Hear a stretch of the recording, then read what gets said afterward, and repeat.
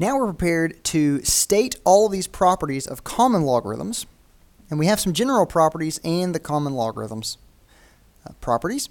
So the first is log base b of 1 is equal to 0.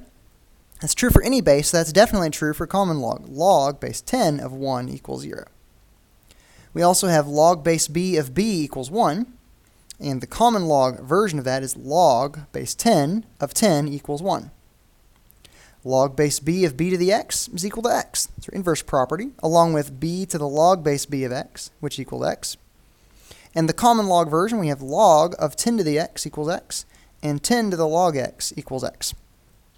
Those same properties apply with a different base of natural logarithm, base e.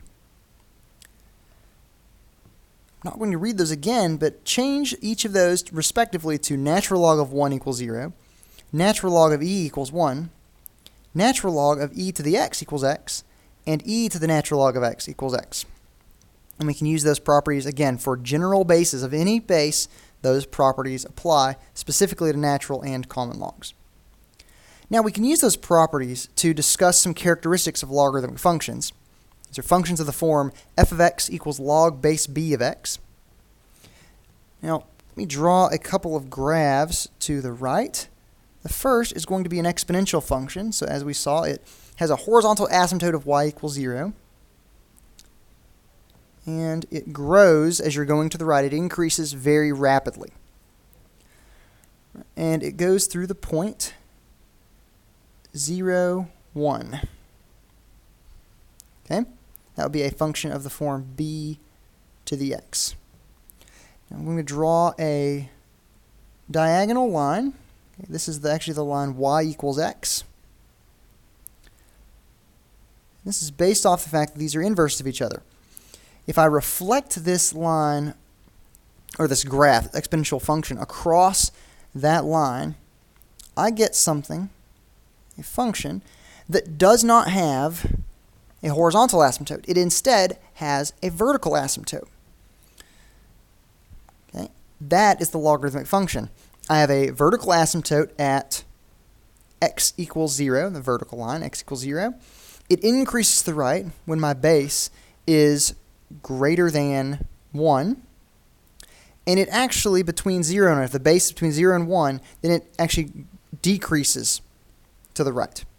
So let's run through these properties. The domain of f of x equals log base b of x is all positive real numbers, 0 to infinity.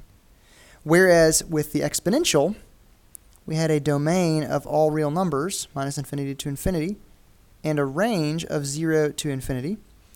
With the logarithmic function, we have a domain of 0 to infinity and a range of all real numbers, minus infinity to infinity. The graphs of all logarithmic functions of the form f of x equals log base b of x pass through the point 1, 0. Okay, we're interchanging those points. Rather than the point 0, 1 on the exponential, we have 0, 1. And that is the x-intercept. It's based off our log properties. There is no y-intercept because it's a vertical asymptote there. Now, as we already said, if the base is greater than 1, if b is greater than 1, f of x equals log base b of x has a graph that goes up to the right and is an increasing function. If the base is between 0 and 1, we've said it can't be 0, and it can't be 1. If it's between 0 and 1, f of x equals log base b of x has a graph that goes down to the right and is a decreasing function. And then, as Art previously stated, the graph of f of x equals log base b of x approaches but does not touch the y-axis as compared to the exponential function. The y-axis, or x equals 0, is a vertical asymptote as opposed to the horizontal asymptote we discussed before.